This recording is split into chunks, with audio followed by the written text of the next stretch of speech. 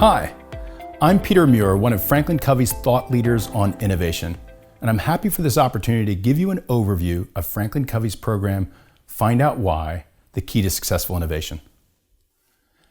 How important is innovation to you, to your customers, to your business? The majority of people I ask agree that innovation, it's a top priority, and it's a frustration too. If it's a priority for you, then I'm here to describe a process to help you innovate more successfully.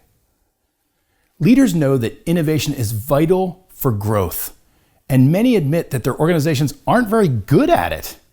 In the quest to answer what's the next new and better thing, companies spend time and money poring over data and looking for insights to propel the next big idea. And often, these innovations fail at great cost.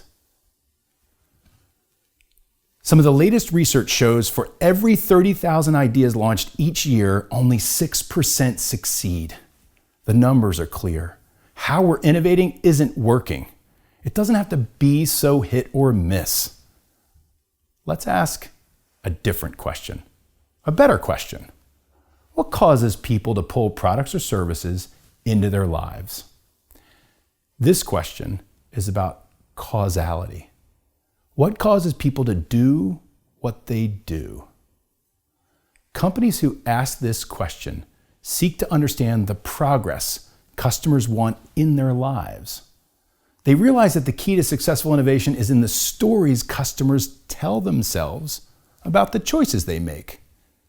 I want to mention, when I say customers, I'm not only referring to external customers, but also this applies to internal customers too. When we take the time to climb into the lives of the people we serve, we notice so much more. When we take the time to find out what progress they want to make, a new source of innovation emerges. Clayton Christensen and Bob Mesta, two experts in innovation, describe the progress people want to make in a particular circumstance as the job to be done. In the Find Out Why work session, we explore the job to be done through a 4-step process so you can help your customers make the progress they seek. Step 1 is find struggling moments. With most goods or services we use, there's often something we struggle with. These struggling moments become sources of frustration. We fail to make the progress that we want. For example, as a homeowner, maybe struggling to measure the amount of detergent when they do laundry. As a small business owner, struggling to get the invoices out on time. As a leader of a large organization, struggling with connecting managers together to develop a new level of service. As we start to look for struggling moments, they're clues for potential innovation. Step 2 is hear what customers don't say. In this step, you learn and practice an interview technique to use with people who have used your products, services, or even processes. You've got to talk to the actual users who can share their experiences. Often, people can't articulate why they made the decision to do something. So you need to help them unpack their story about how and why they made the decisions that they did by listening deeply to hear what they say. And also what they don't say. Step 3 is frame the jobs to be done. After conducting a series of interviews, you analyze what you saw and heard in those interviews. The analysis that you do can reveal patterns you can use to inform improvements or create entirely new opportunities. Step 4 is design for progress. The final step helps you identify opportunities for innovation that resolve your customers' struggling moments and their jobs to be done. The Find Out Why process is fueled by 3 principles. Curiosity represents the willingness of people to explore and ask questions, risk new behaviors by listening. Empathy powers our ability to relate to and connect with other people to understand their perspectives. Results represent positive outcomes for our customers and for ourselves. Where the Find Out Why solution can fit into your organization is at the beginning of any innovation process or it could be used to develop one. By starting here, it can point you in the right direction and give you focus you never knew you could have throughout your innovation process. Our promise is that you will deeply understand your customers' needs so you can drive more successful innovation. Let's take a closer look at step 2, hear what customers don't say, and I want to let you experience some of the work learners practice in the work session. I want you to think of the last time you upgraded to your current cell phone. Why did you let go of the old one and get the new one? Was it a longer battery life, a higher resolution camera, a faster processor? Or perhaps it should have been waterproof because the last one fell into the, well. As you think of the reasons why you upgraded your phone, many of them can be viewed through a functional lens. What it can do or not do. Battery, camera, processor, waterproof? But consider the emotional lens. How does something feel? How does it feel when the battery in your phone won't even last the day? Or when you walk into a room and you're searching around for an outlet, how does it feel if you won't be able to charge your phone now? When you think of your reasons for upgrading, how did they make you feel? By being curious about the emotions behind the functional reasons, it can reveal new information. One last lens to look through, the social lens. The social lens represents how other people view us, or how we think other people could be seeing us. In an interview, as we've been listening, we might ask, it sounds like you're being judged because you can't make a video call on your flip phone. Can you tell me more about that? How did other people's opinions impact your choice? Maybe you assume people thought something about you or your last phone that had an impact on your choice. So there you go. 3 lenses to filter what you're hearing and seeing during an interview to fuel your curiosity to know more about their why.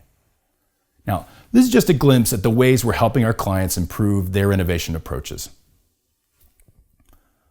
The solution isn't only for people charged with developing new or improving existing products or services. If everybody took the time to understand why we do what we do, they could be the ones developing ideas that could improve internal processes, like the way we hire, or a more effective billing technique, or even ways to connect with clients in a sales process.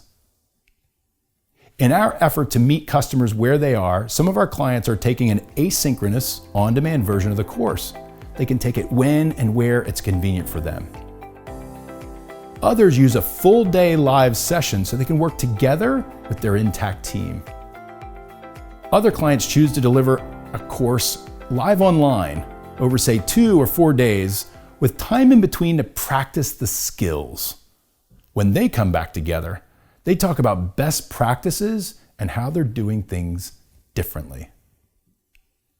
What we've learned from 30 plus years of helping people, teams, and organizations all around the world make changes in human behavior, we know it's not just about the learning event. It's about the work they do before, during, and after the session to apply, learn, and try again. Prototyping, just like we do in innovation. We support our clients by helping them develop impact journeys that provide the map and the resources to help you on your journey to be a better innovator. And we created All Access Pass to provide you unlimited access to all of FranklinCovey's content, developing some of the skills that fuel innovation, like building trust, executing strategy, and coaching potential. Here's one of the incredible videos included in the Find Out Why work session. This video shows how Procter & Gamble, a global consumer products company, uses the job to be done approach to innovate successfully in a competitive marketplace.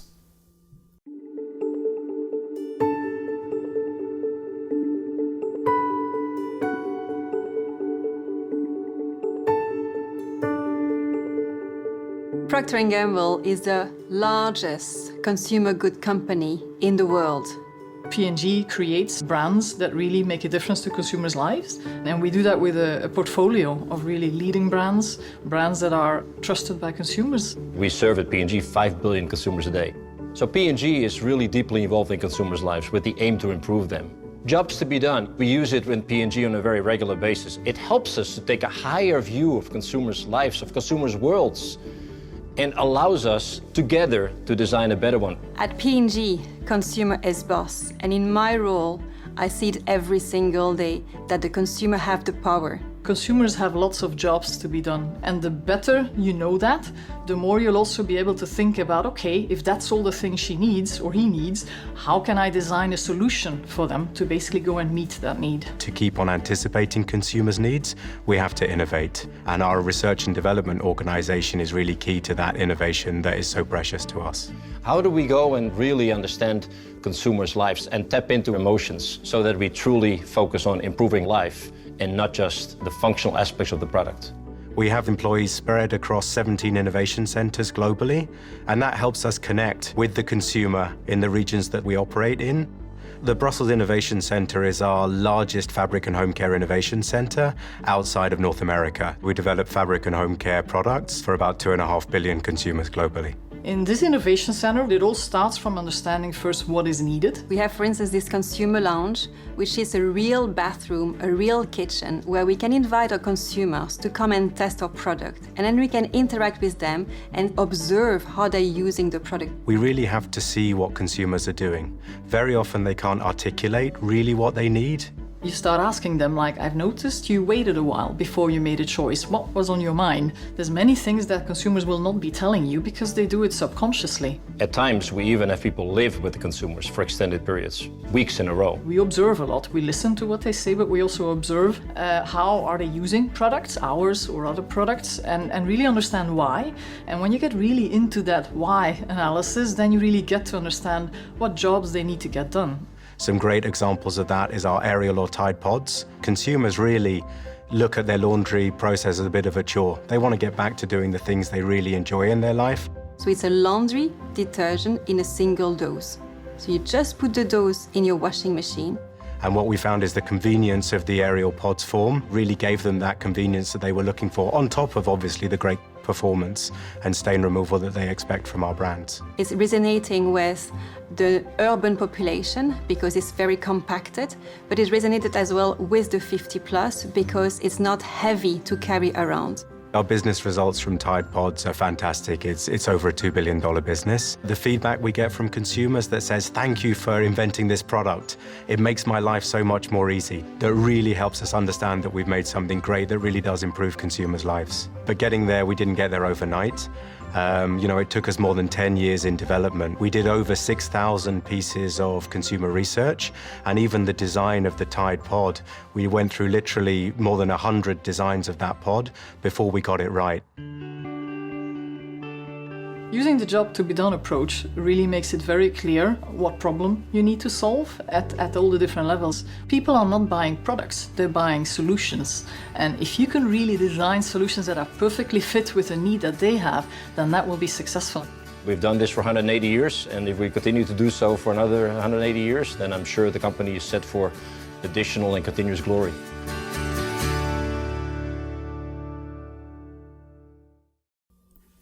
You just got a glimpse in how Procter & Gamble designs innovative products and services that address their customers' struggling moments. The result is creating products and services people choose to pull into their lives. And this can be applied to organizations of all sizes, for-profit, nonprofit, globally, and locally too. Find out why gives you the confidence and the skills you need to drive successful innovation in your organization. If you'd like to explore this solution or talk with someone if it's right for your organization, please fill out the following poll. And thanks for joining me today.